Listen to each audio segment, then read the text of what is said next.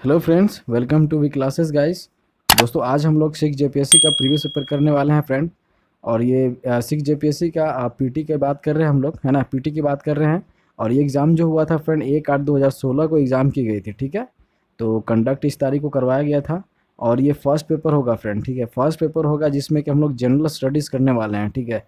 और ये हम लोग व्याख्या के साथ देखने वाले हैं फ्रेंड। तो हम लोग ऐसे ही क्वेश्चन नहीं करेंगे, विथ एक्सप्लेन करते रहेंगे फ्रेंड, ठीक है।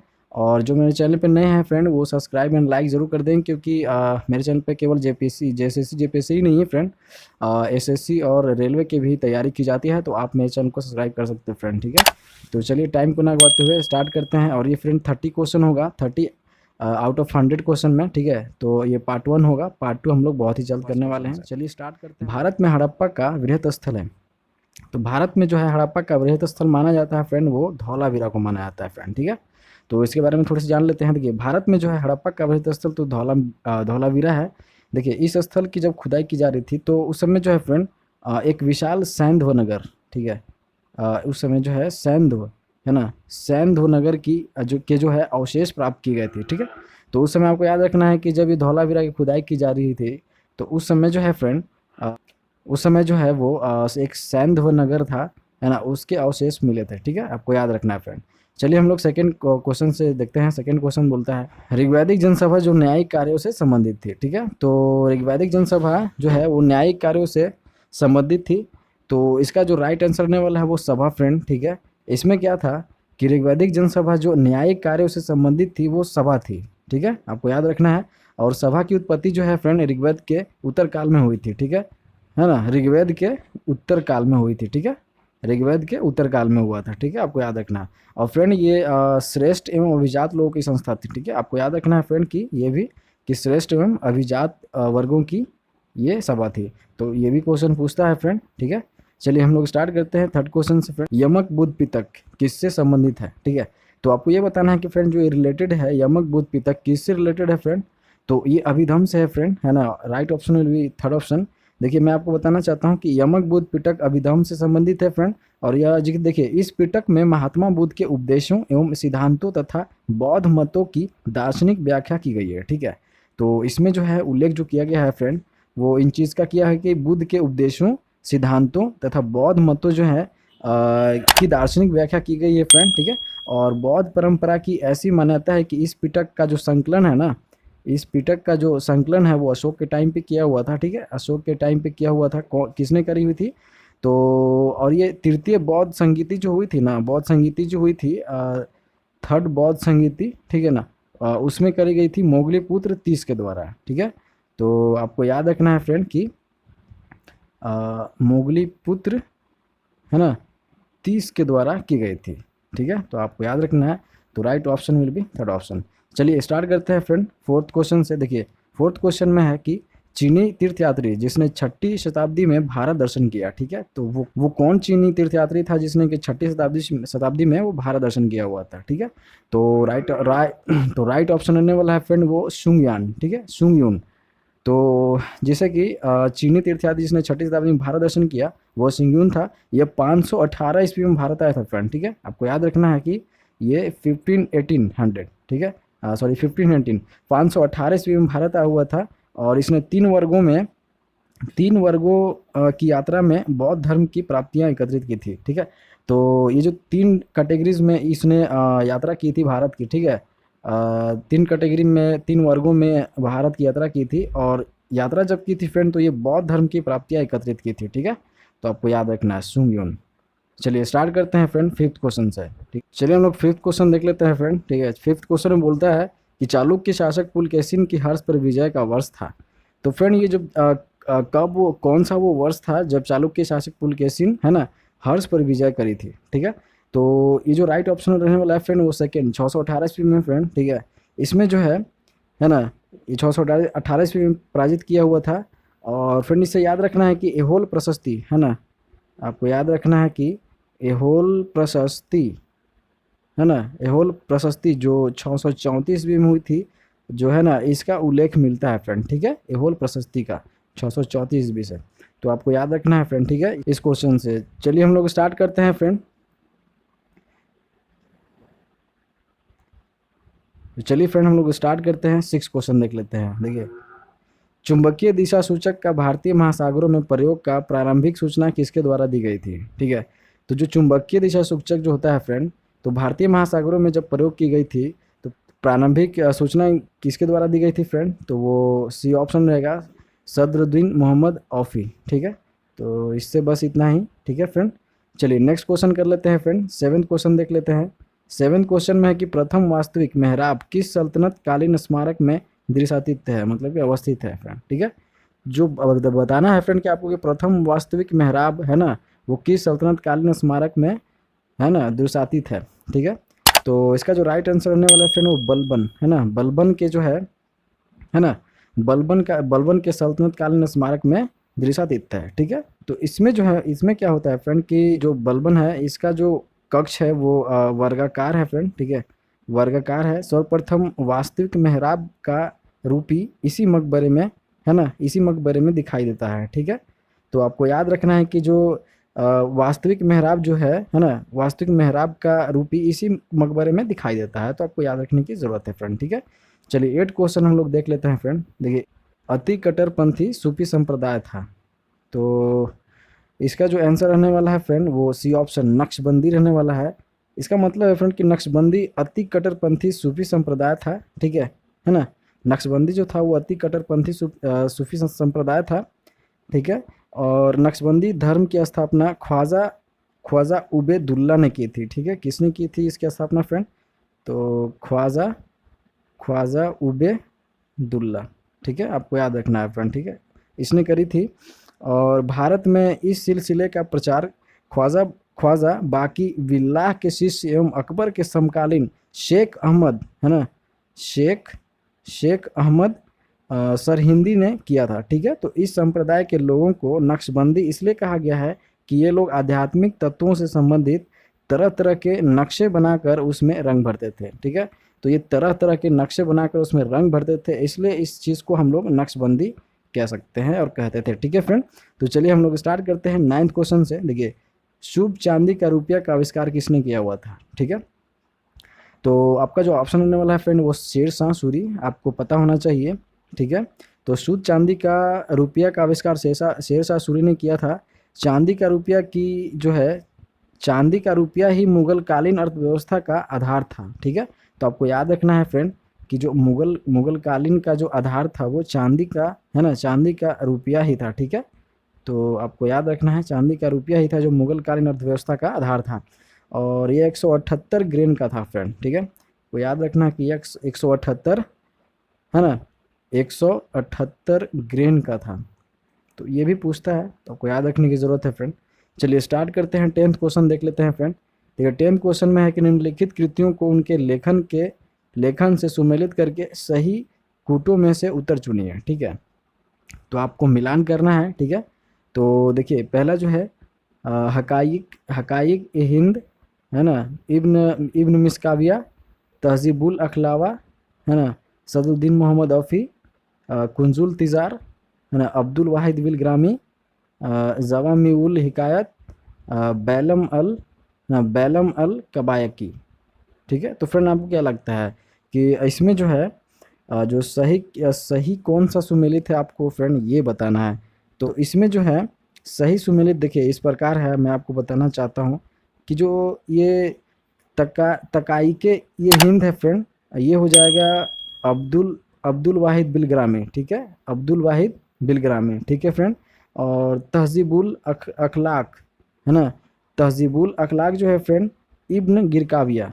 ठीक है, इब्न गिरकाविया मतलब सेकेंड का फर्स्ट। और फ्रेंड कुंजुल तिजार जो है फ्रेंड, कुंजुल तिजार जो है वो है फ्रेंड बैलक अली है ना, बैलक अली कबायकी। ठीक है, तो थर्ड का फोर्थ हो जाएगा। और फ्रेंड फोर्थ देख लेते हैं कि जवामिउल हिकायत। ठीक है, तो जवामिउल की हिकायत कौन सा बच गया फ्रेंड? तो सदरुद्दीन मोहम्मद औफी, तो फोर्थ का सेकंड।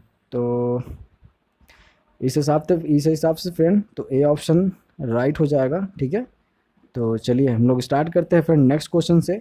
और नेक्स्ट क्वेश्चन में पूछता है कि बघात रियासत का ब्रिटिश में विलय कब हुआ? ठीक है ना, तो ये जो बघात रियासत है फ्रेंड, तो ब्रिटिश में विलय कब हुआ ये बताना है आपको फ्रेंड। ठीक है, तो इसका जो राइट ऑप्शन होने वाला है वो 1850 हो जाएगा फ्रेंड। ठीक है, तो मैं आपको कुछ और बताना चाहता हूँ। देखिए जैसे कि व्यापगत व्यापगत सिद्धांत जो है फ्रेंड, वो डलहौजी के शासनकाल में, है ना, उसके उनके कारण से अधिक याद किया जाता है। ठीक है, व्यापगत व्यापगत नीति जो है वो डलहौजी के शासनकाल में अधिक याद किया जाता है। इस नीति के तहत अंग्रेजी साम्राज्य में सर्वप्रथम सतारा, ठीक है ना, सर्वप्रथम जो है फ्रेंड सतारा 1848 में, है ना, और जयपुर जयपुर भी था फ्रेंड। ठीक है, जिसको विलय करवाया था फ्रेंड, उस सिटी का उल्लेख करते हैं फ्रेंड, जैसे कि जयपुर। फिर जयपुर है जो बुंदेलखंड में है फ्रेंड, और संबलपुर जो उड़ीसा में है 1849 में किया हुआ था। ठीक है, और बघाट बघाट जो हिमाचल प्रदेश में है फ्रेंड। ठीक है, बघाट जो हिमाचल प्रदेश में है। ठीक है, इसकी जो है 1850 ईस्वी में करी गई थी। ठीक है, और उदयपुर, है ना, उदयपुर जो एमपी में है फ्रेंड, ये 1852 में करी गई थी। ठीक है, और झांसी झांसी भी विलय किया गया था फ्रेंड, है ना, झांसी भी किया गया था जो 1853 में ईस्वी में किया गया था। और नागपुर का भी किया गया था फ्रेंड। ठीक है, नागपुर का 1854 में किया हुआ था। ठीक है, तो इन सब चीज़ों के बारे में डलहौजी को याद किया जाता है। तो आप समझ सकते हो फ्रेंड। और राइट आंसर, है ना, this question of right answer will be 1850, B option. चलिए हम लोग स्टार्ट करते हैं फ्रेंड। 12th क्वेश्चन देख लेते हैं। निम्नलिखित में से किसने गांधी जी के नमक आंदोलन में भाग लिया था? ठीक है, तो आपको बताना है कि ये जितने भी हैं, अच्छा 4 ऑप्शन है, इसमें से कौन था जो जिसने गांधी जी के नमक आंदोलन में भाग लिया था? ठीक है, तो इसका जो राइट ऑप्शन रहने वाला है फ्रेंड, वो उपरोक्त में से सभी। ठीक है, ये सभी थे फ्रेंड जो गांधी जी के नमक आंदोलन में भाग लिया हुआ था। ठीक है, देखिए मैं कुछ बताना चाहता हूँ कि महात्मा गांधी के नमक आंदोलन में तो इन लोगों ने भाग लिया। जैसे 12 मार्च 1930 को गांधी जी ने अपने 78 समर्थकों के साथ, है ना, को याद रखना है फ्रेंड कि 12 मार्च 1930 को, है ना, गांधी जी अपने 78, को या ये भी पूछ देता है फ्रेंड कि कितने समर्थकों के साथ उन्होंने अपनी यात्रा को स्टार्ट करी थी, तो 78 समर्थकों के साथ साबरमती स्थित अपने आश्रम से। ठीक है, तो आपको याद रखना है फ्रेंड कि जो साबरमती है पहले वहाँ से, है ना, साबरमती से स्टार्ट करते हैं लोग, और अपने आश्रम से लगभग 322 किलोमीटर, ठीक है, 322 किलोमीटर की यात्रा करके दांडी के लिए प्रस्थान किया। लगभग 24 दिनों बाद 6 अप्रैल, है ना, 6 अप्रैल 1930 को, है ना, 6 अप्रैल 1930 को दांडी पहुंचकर गांधी जी ने नमक कानून तोड़ा था। ठीक है, और भारत में अंग्रेजों के शासनकाल के समय नमक उत्पादन और विक्रय के ऊपर बड़ी मात्रा में कर लगाया जाता था फ्रेंड। ठीक है, तो आपको याद रखना है। तो चलिए स्टार्ट करते हैं। आई होप कि आप समझ पाए होंगे। चलिए स्टार्ट करते हैं फ्रेंड। 13 क्वेश्चन में है कि पाकिस्तान प्रस्ताव की रूपरेखा किसने तैयार करी थी? तो आपको बताना है फ्रेंड कि पाकिस्तान प्रस्ताव की रूपरेखा जो है किसने तैयार करी थी। तो इसका जो राइट ऑप्शन होने वाला है फ्रेंड, वो सिकंदर हयात खान। ठीक है, तो सिकंदर हयात खान था जिसने पाकिस्तान प्रस्ताव की रूपरेखा सबसे पहले तैयार करी थी। ठीक है, और कुछ इसमें बताना चाहता हूँ फ्रेंड। ठीक है, मुस्लिम लीग के लाहौर अधिवेशन में जो अध्यक्षता करते हुए मोहम्मद अली जिन्ना ने 23 मार्च, है ना, 23 मार्च 1940 को, है ना, भारत में अलग मुस्लिम राष्ट्र पाकिस्तान की मांग करी थी। ठीक है, तो अलग मुस्लिम राष्ट्र की जो मांग अली जिन्ना ने करी थी, लेकिन जो पाकिस्तान की जो प्रस्ताव था, वो रूपरेखा सबसे पहले जो है सिकंदर हयात ने तैयार करी थी। ठीक है फ्रेंड, तो आपको याद रखना है। 14 क्वेश्चन देख लेते हैं फ्रेंड। हम लोग फ्रेंड 14 क्वेश्चन देख लेते हैं। देखिए 14 में है कि भारतीय स्वतंत्रता के समय अंग्रेजी महाराजा थे। ठीक है, तो ब्रिटिश के वो किंग उस समय कौन थे फ्रेंड? जब भारतीय स्वतंत्रता के समय जो ब्रिटिश किंग हुआ करते थे, वो कौन हुआ करते थे? तो इसका जो राइट ऑप्शन होने वाला है फ्रेंड, बी, जॉर्ज सस्टम। ठीक है, जॉर्ज सस्टम थे जो भारतीय स्वतंत्रता के समय, है ना, अंग्रेजी महाराजा थे। ठीक है, आपको याद रखना है फ्रेंड। ठीक है, और बस इतना ही से। और 15 क्वेश्चन देख लेते हैं फ्रेंड। ठीक है, 15 क्वेश्चन में है कि माउंटबेटन योजना जो जून 1947 में हुई थी, निम्नलिखित में से किन प्रांतों में लोक निर्णयार्थ संतुति की थी? ओके, तो आपको याद रखना है फ्रेंड कि उपयुक्त में से सभी जो थे वो माउंटबेटन योजना जो थे ना, प्रांतों में लोक निर्णयार्थ संतुति की थी। ठीक है, तो आपको याद रखने की जरूरत है फ्रेंड। ठीक है, चलिए 16 क्वेश्चन देख लेते हैं फ्रेंड। 16 क्वेश्चन में है कि निम्नलिखित जोड़ों में से कौन सा जोड़ा सही नहीं है? तो सही जोड़ा कौन सा नहीं है फ्रेंड, आपको ये बताना है। तो देखिए इसका जो राइट ऑप्शन होने वाला है फ्रेंड, वो डी ऑप्शन होने वाला है, ठीक है। डी ऑप्शन होने वाला है, ये गलत है। भारत में राज्यों की जनसंख्या भारत में राज्यों की संख्या 28 है फ्रेंड, ठीक है। और जबकि केंद्र शासित प्रदेशों की संख्या 9 है, ठीक है। तो बस आपको याद रखने की ज़रूरत है। बाकी ये भारत का कुल क्षेत्रफल, भारत का अक्षांशीय और देशांतरीय, ठीक है, ये सही है फ्रेंड, ठीक है। चलिए याद रखते हैं फ्रेंड, और 17 क्वेश्चन करते हैं। भारत का वह कौन सा स्थान है जहाँ बंगाल की खाड़ी, अरब सागर तथा हिंद महासागर मिलते हैं फ्रेंड। तो आपको बताना है कि कौन सा जगह है जहाँ पर बंगाल की खाड़ी, अरब सागर तथा हिंद सागर, है ना, हिंद महासागर तीनों मिलते हैं। तो फ्रेंड इसका जो राइट आंसर होने वाला है वो कन्याकुमारी है फ्रेंड, ठीक है, जहाँ पे तीनों आप मिलते हैं फ्रेंड। बंगाल की खाड़ी, अरब सागर और हिंद महासागर, ये तीनों जो है कन्याकुमारी पे मिलते हैं फ्रेंड, ठीक है। और ये जो है कन्याकुमारी जो है फ्रेंड, ये तमिलनाडु प्रांत के सुदूर दक्षिणी तट पर बसा हुआ है। और यह एक शहर है। यह हिंद महासागर, बंगाल की खाड़ी तथा अरब सागर का संगम स्थल है, ठीक है। तो ये संगम स्थल है फ्रेंड, आपको याद रखना है, बंगाल की खाड़ी, अरब सागर और हिंद महासागर का। चलिए फ्रेंड स्टार्ट करते हैं। 18 क्वेश्चन देख लेते हैं। 18 क्वेश्चन बोलता है कि क्षेत्रफल की दृष्टि से भारत का विश्व के देशों में कौन सा स्थान है, ठीक है। तो भारत का कौन सा स्थान है फ्रेंड, है ना, विश्व में, है ना, कौन सा स्थान है क्षेत्रफल की दृष्टि से भारत का, ठीक है फ्रेंड। तो इसका जो राइट ऑप्शन होने वाला है ये 7वां है फ्रेंड, ठीक है, 7वां है। देखिए इसके बारे में बताना चाहता हूँ कि क्षेत्रफल की दृष्टि से तो भारत का विश्व में 7वां स्थान है ही। और क्षेत्रफल की दृष्टि से भारत से जो बड़े 6 देश हैं वो फ्रेंड हैं, पहले तो है रूस है ना, रूस है, फिर कनाडा है, फिर चीन है, चीन है, फिर यूएसए है फ्रेंड, ठीक है, यूएसए है, और फिर ब्राज़ील है फ्रेंड, ठीक है, और एक है ऑस्ट्रेलिया, ठीक है। तो ऑस्ट्रेलिया है फ्रेंड, तो आपको याद रखना है, ठीक है। तो ये 6 बड़े हमसे विश्व में माने जाते हैं क्षेत्रफल की दृष्टि से, ठीक है। तो आपको याद रखना है फ्रेंड। और भारत का क्षेत्रफल 32 लाख, है ना, भारत का जो क्षेत्रफल है फ्रेंड वो 32,87,000, है ना, 87,000, है ना, 263 वर्ग किलोमीटर, ठीक है। तो आपको याद रखना है। चलिए स्टार्ट करते हैं फ्रेंड 19 क्वेश्चन से। 19 क्वेश्चन देख लेते हैं। निम्नलिखित ऊंचावच आकृतियों पर ध्यान दीजिए, ठीक है, ध्यान देते हैं फ्रेंड। देखिए महादेव पर्वत श्रृंखला, है ना, मैकाल पर्वत श्रृंखला, छोटा नागपुर पठार, खासी की पहाड़ियाँ। तो इसमें आपको क्या बताना है फ्रेंड, वाइए हम लोग देखते हैं फ्रेंड। तो देखिए इसमें जो है कि उपरोक्त ऊंचावच आकृतियों का पश्चिमी से पूर्वी की ओर बढ़ते हुए सही क्रम बताना है, ठीक है। तो जिनका हमने अभी स्टडी किया, तो इसके बारे में आपको बताना है कि पश्चिमी से पूर्वी की ओर बढ़ते हुए सही क्रम क्या हो सकता है, ठीक है, आकृति के हिसाब से बताना आपको। तो राइट ऑप्शन 1 2 3 4 होगा फ्रेंड। देखिए इसमें जो है ना, इसमें जो है फ्रेंड 1 2 3 4 के हिसाब से, देखिए 1 2 3 4, दैट मीन्स ये राइट ऑप्शन है। जैसे कि महादेव पर्वत श्रृंखला पहले आएगा, फिर उसके बाद मैकाल पर्वत श्रृंखला, ठीक है, फिर छोटा नागपुर पठार आएगा, फिर खांसी की पहाड़ी आएगा, ठीक है फ्रेंड। तो आपको याद रखना था पश्चिमी से पूर्वी की ओर बढ़ते हुए क्रम में आपको बताना था, ठीक है। तो चलिए हम लोग स्टार्ट करते हैं नेक्स्ट क्वेश्चन से। नेक्स्ट क्वेश्चन है फ्रेंड कि 20 क्वेश्चन देख लेते हैं। जैसे इसमें है कि निम्नलिखित में से कौन सा जोड़ा सही है। तो आपको इनमें से सही जोड़ा बताना है नदी और स्टेट में, ठीक है। तो नदी और राज्य में आपको सही जोड़ा बताना है फ्रेंड। और इसका जो सही आंसर होने वाला है फ्रेंड वो सी हो जाए। लूनी जो है फ्रेंड वो राजस्थान राज्य में बहती है, तो आपको याद रखना है, ठीक है। तो अजमेर जिले के दक्षिणी पश्चिमी में अरावली श्रेणी में स्थित तथा नाग पर्वत से निकलकर, है ना, नाग पर्वत से निकलकर 320 किलोमीटर की लंबाई में प्रवाहित होने के पश्चात कक्ष के रन में, है ना, विलुप्त हो जाती है फ्रेंड।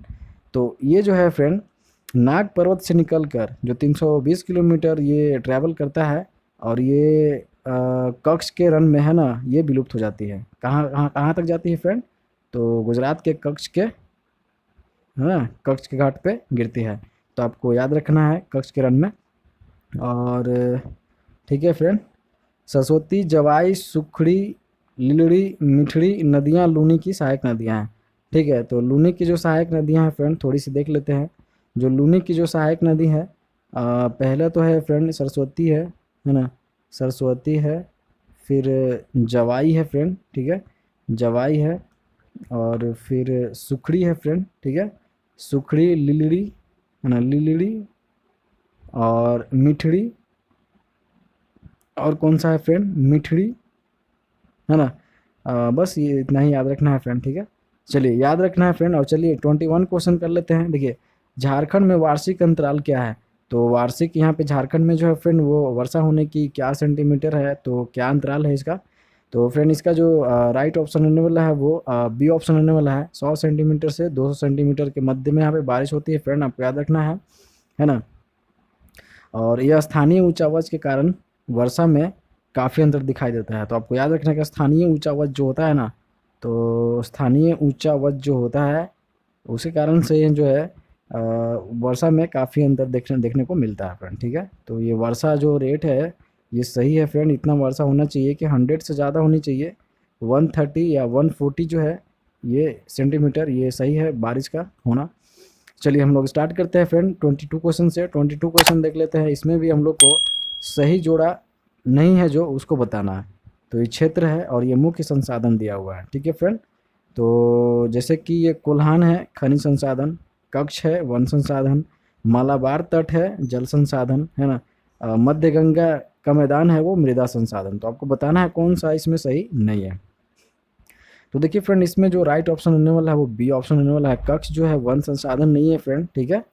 गुजरात के कच्छ के रण जंगली गधा के लिए, है ना, स्थित है, जानी जाती है, ठीक है। तो यहाँ पे जो है कच्छ जो है वो जंगली गधा के लिए फेमस है, ठीक है, जंगली गधा के लिए, न कि वन संसाधन के लिए फ्रेंड, ठीक है। तो बाकी सब सही है फ्रेंड, है ना। कोल्हान खनिज संसाधन है, मालाबार तट जल संसाधन, और मध्य गंगा मैदान मृदा संसाधन, ठीक है। चलिए स्टार्ट करते हैं फ्रेंड। 23 क्वेश्चन देख लेते हैं। 23 क्वेश्चन में बोलता है कि निम्नलिखित में से कौन सा जोड़ा सही है। अब बताना है जोड़ा कौन सा सही है। तो क्षेत्र मुख्य आर्थिक क्रियाकलाप, ठीक है। तो दिया हुआ पहले लद्दाख, है ना, लद्दाख जो है सूती वस्त्रों का उद्योग है क्या, दंडकारण्य जूट की कृषि करती है, उत्तरी बिहार जो है चीनी उद्योग करता है, और रायलसीमा जो है चाय के बागान करता है।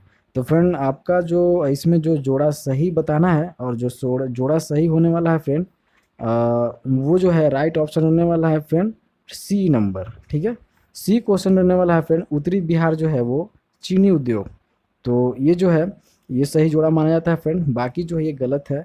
लद्दाख सूती वस्त्रों का नहीं है, दंडकारण्य जूटी कृषि नहीं है फ्रेंड, और रायलसीमा चाय के बागानी नहीं है फ्रेंड, ठीक है। बस एक ही आंसर सही है, उत्तरी बिहार जो है वो चीनी उद्योग के मामले में, है ना, आर्थिक क्रियाकलाप के मामले में सही है। तो 24 क्वेश्चन देख लेते हैं फ्रेंड, ठीक है। 24 क्वेश्चन में बोलता है कि भारत में निम्न राज्यों में ऊंच के न भारत में निम्न राज्यों में ऊंच से निम्न जनसंख्या घनत्व का 2011 की जनसंख्या के जनगणना के अनुसार सही क्रम क्या है, ठीक है। तो जो कुछ राज्य हैं, ठीक है ना, तो उच्च से निम्न जनसंख्या घनत्व का जो 2011 के हिसाब से जनगणना के अनुसार सही क्रम बताना है फ्रेंड, ठीक है। कौन सा राइट रहने वाला है, सही क्रम कौन सा है, तो 2011 की जनगणना के हिसाब से बताना है फ्रेंड। और देखिए इसका जो राइट ऑप्शन होने वाला है फ्रेंड वो सी ऑप्शन होने वाला है, ठीक है, सी ऑप्शन होने वाला है। तो बिहार है, पंजाब है, झारखंड है, उत्तराखंड है, ठीक है। तो उच्च से निम्न जनसंख्या घनत्व जो है फ्रेंड इस चीज़ को यहाँ पे ये शो कर रहा है, जनगणना को शो कर रहा है 2011 के हिसाब से। जो उच्च से निम्न जनसंख्या वाले बिहार, पंजाब, झारखंड और उत्तराखंड, ठीक है, आपको याद रखना है फ्रेंड, ठीक है। चलिए स्टार्ट करते हैं 25। चलिए हम लोग 25 क्वेश्चन कर लेते हैं फ्रेंड, ठीक है। 25 क्वेश्चन में है कि सूची 1 को सूची 2 से सम्मिलित करना है, ठीक है। और इसका प्रयोग करके कूट का सही प्रयोग करके उत्तर सही को चुनना है। तो सूची 1 में जनजाति दिया हुआ है और सूची 2 में मूल राज्य दिया हुआ है फ्रेंड, ठीक है। तो ये जो थारू है, भील है, गद्दी है, मुंडा है, ठीक है, राजस्थान, हिमाचल प्रदेश, झारखंड, उत्तर प्रदेश। फ्रेंड ये उत्तर प्रदेश नहीं होगा, ये उत्तराखंड होगा फ्रेंड, ठीक है, उत्तराखंड। तो आपको याद रखना है ये उत्तराखंड है, ठीक है। तो उत्तराखंड है। तो देखिए इसका जो देखिए राइट आंसर जो रहने वाला है फ्रेंड, देखिए मैं बताना चाहता हूँ, जो थारू है, जो थारू है ये उत्तराखंड के लिए है, जनजाति है ना, उत्तराखंड की जनजाति है, ठीक है। और भील जो है फ्रेंड, भील जो है वो राजस्थान की मानी जाती है, ठीक है। एम आई राइट फ्रेंड। और गद्दी जो है, गद्दी जो है वो हिमाचल प्रदेश की मानी जाती है फ्रेंड, ठीक है। और मुंडा जो है फ्रेंड वो झारखंड की मानी जाती है, ठीक है। तो आपको याद रखना है फ्रेंड। तो दैट मीन्स डी ऑप्शन सही होगा फ्रेंड, ठीक है, देख लेना। चलिए स्टार्ट करते हैं 26 क्वेश्चन देख लेते हैं फ्रेंड, ठीक है। 26 क्वेश्चन में है कि अनुसूचित जाति और अनुसूचित जनजाति के संयुक्त राष्ट्रीय आयोग के किस संशोधन के अंतर्गत दो अलग निकायों में बांटा गया है।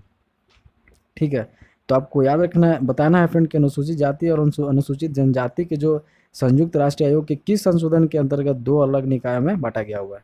ठीक है, तो 26 का जो राइट आंसर रहने वाला है फ्रेंड वो 6 रहने वाला है 89वें संशोधन के द्वारा। ठीक है, तो 89वां संशोधन जो 2003 में आया था, ठीक है 2003 में हुई थी, के द्वारा राष्ट्रीय अनुसूचित जाति और अनुसूचित जनजाति आयोग में व्यापक बदलाव किया गया है।